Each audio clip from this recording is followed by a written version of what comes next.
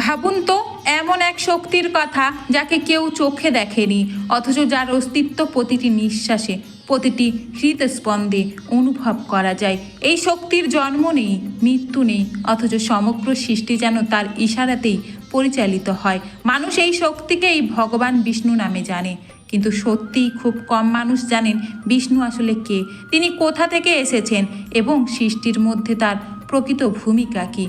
সাধারণত বলা হয় ব্রহ্মাজি এই জগতের সৃষ্টি করেছেন, কিন্তু প্রশ্ন হলো স্বয়ং ব্রহ্মা কোথা থেকে আবির্ভূত হয়েছিলেন। বিষ্ণু পুরাণ এবং ভাগবত পুরাণের মতো শাস্ত্রে এর বর্ণনা পাওয়া যায়। সৃষ্টির একেবারে শুরুতে যখন কোথাও কিছুই ছিল না, না আকাশ, না সময়, না কোনো লোক, তখন কেবল ছিল এক অনন্ত কারণ সাগর, যাকে কারণ জল বলা হয়। আর সেই কারণ জলের মধ্যেই শেষনাগের শয্যার ওপর শয়ন অবস্থায় বিরাজ করছিলেন স্বয়ং নারায়ণ। এই অবস্থাকেই বলা হয় যোগ নিদ্রা। এর অর্থ মৃত্যুর মতো কোনো ঘুম নয়, বরং এটি হলো সম্পূর্ণ চেতন অবস্থার এক বিশেষ রূপ, যেখানে সমগ্র সৃষ্টি অব্যক্ত অবস্থায় নিজের মধ্যে ধারণ করে থাকে। পুরাণ অনুযায়ী যখন সৃষ্টি রচনার সময় এলো, তখন নারায়ণের নাভি থেকে একটি দিব্য পদ্ম প্রকাশিত হলো। এই পদ্মকে হিরণ্যগর্ভ বলা হয় এবং সেই পদ্মের ওপর জন্ম নিলেন চারমুখী ব্রহ্মা। তবে এখানে একটি বিষয় মনে রাখা দরকার, বিভিন্ন সম্প্রদায়ের সৃষ্টির উৎপত্তি কাহিনী কিছুটা ভিন্নভাবে বর্ণিত হয়েছে। বৈষ্ণব পরম্পরায় বিষ্ণুকে আদিতত্ত্ব হিসেবে মানা হয়, শৈব পরম্পরায় শিবকে এবং শক্তি পরম্পরায় আদিশক্তিকে সর্বোচ্চ হিসেবে মানা হয়। এই বৈচিত্র্য ভারতীয় দর্শনের গভীরতাকেই প্রকাশ করে, কোনো একটি কাহিনীকে ভুল প্রমাণ করে না। যাই হোক, কাহিনী অনুযায়ী যখন ব্রহ্মাজির চেতনা জাগ্রত হলো, তখন তিনি নিজেকে একা এবং বিভ্রান্ত অবস্থায় দেখতে পেলেন। তিনি নিজের অস্তিত্ব সম্পর্কে কিছুই জানতেন না, তাই তিনি হাজার হাজার বছর ধরে কঠোর তপস্যা করলেন। অবশেষে তিনি নারায়ণের দর্শন পেলেন। নারায়ণ তাকে সৃষ্টি রচনার দায়িত্ব অর্পণ করলেন। এখান থেকেই ত্রিদেবের ধারণার সূচনা হলো। ব্রহ্মাকে দেওয়া হলো সৃষ্টির দায়িত্ব, বিষ্ণুকে দেওয়া হলো পালনের দায়িত্ব এবং শিবকে দেওয়া হলো সংহার ও পুনর্নির্মাণের দায়িত্ব। এই তিনটি শক্তিকে আলাদা মনে করা হলেও অনেক দর্শনে এগুলিকে একই পরম সত্যের তিনটি রূপ হিসেবে বিবেচনা করা হয়। সেই পরম সত্যকে কিছু শাস্ত্রে পরম ব্রহ্ম বলা হয়েছে। এবার আসা যাক বিষ্ণুর বাসস্থান সম্পর্কে।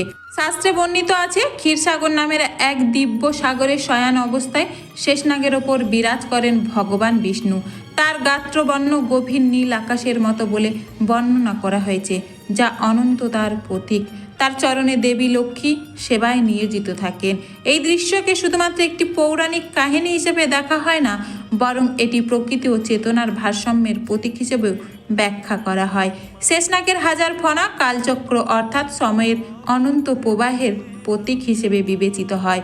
এর থেকে ঊর্ধ্বে আরও একটি দিব্যরূপের বর্ণনা পাওয়া যায়, যাকে বলা হয় বৈকুণ্ঠ। ভাগবত পুরাণে বৈকুণ্ঠের সুন্দর বর্ণনা পাওয়া যায়। সেখানে এই বিখ্যাত দ্বারপাল জয় ও বিজয়ের কাহিনী রয়েছে। একবার জয় ও বিজয় সনকাদি ঋষিদের অসম্মান করেছিলেন।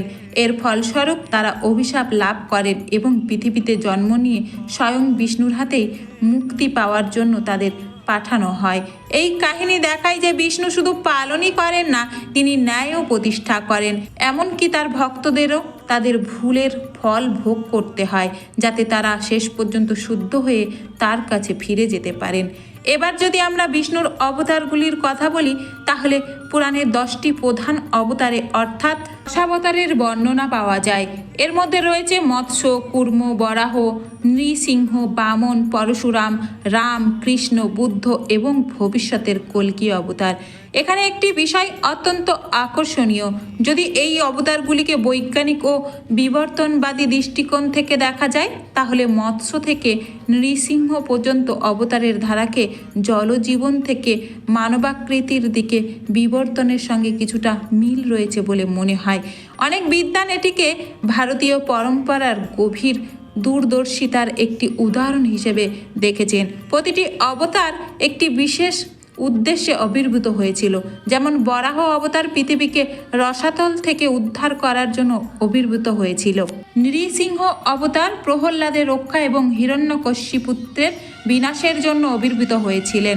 রাম অবতার মর্যাদা ও ধর্ম প্রতিষ্ঠার জন্য আবির্ভূত হয়েছিলেন। আর কৃষ্ণ অবতার জ্ঞান, প্রেম এবং শ্রীমদ্ ভগবদ্ গীতার উপদেশ দেওয়ার জন্য আবির্ভূত হয়েছিলেন। ভবিষ্য পুরাণ এবং কল্কি পুরাণে বর্ণিত হয়েছে, যখন কলিযুগে অধর্ম চরম পর্যায়ে পৌঁছাবে তখন বিষ্ণু কল্কি রূপে শ্বেত অশ্বে আহরণ করে আবির্ভূত হবেন এবং সৃষ্টিকে পুনরায় সত্যযুগের দিকে নিয়ে যাবেন। এই কাহিনী শুধুমাত্র একটি ভবিষ্যদ্বাণী নয়, এর মধ্যে একটি গভীর বার্তাও রয়েছে। যখনই ভারসাম্যহীনতা চরম পর্যায়ে পৌঁছে যায় তখন প্রকৃতি ও চেতনা নিজেরাই সেই ভারসাম্য পুনর্স্থাপনের পথ খুঁজে নেয়।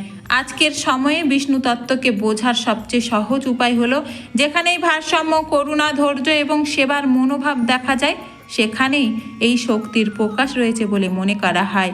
তা সে একজন মায়ের নিজের সন্তানের প্রতি নিঃস্বার্থ ভালোবাসা হোক অথবা একজন সাধারণ মানুষের অন্যের সাহায্যে এগিয়ে আসা হোক। ভারতীয় দর্শনে এটিকেই বিষ্ণু তত্ত্বের প্রকাশ হিসেবে ব্যাখ্যা করা হয়। সব মিলিয়ে বিষ্ণুর এই কাহিনী শুধুমাত্র একজন দেবতার গল্প নয়, এটি সৃষ্টি, সময়, কর্ম এবং ভারসাম্যের এক গভীর দার্শনিক ধারণা, যা শতাব্দীর পর শতাব্দী ধরে ভারতীয় চিন্তাধারার একটি গুরুত্বপূর্ণ ভিত্তি হয়ে রয়েছে। হর মহাদেব, জয় শ্রী হরি। আশা করি আজকের এই ছোট্ট তথ্যটি আপনাদের ভালো লেগেছে। আরও রহস্যময় ও পৌরাণিক কাহিনী জানতে চ্যানেলটি সাবস্ক্রাইব করুন, আপনার মতামত কমেন্টে জানান এবং ভিডিওটি ভালো লাগলে অবশ্যই লাইক করুন। ভিডিওটি শেষ পর্যন্ত দেখার জন্য আপনাদের সবাইকে অসংখ্য ধন্যবাদ। আবার দেখা হবে পরের ভিডিওতে। ততক্ষণ পর্যন্ত সুস্থ থাকুন, ভালো থাকুন। রাধে রাধে।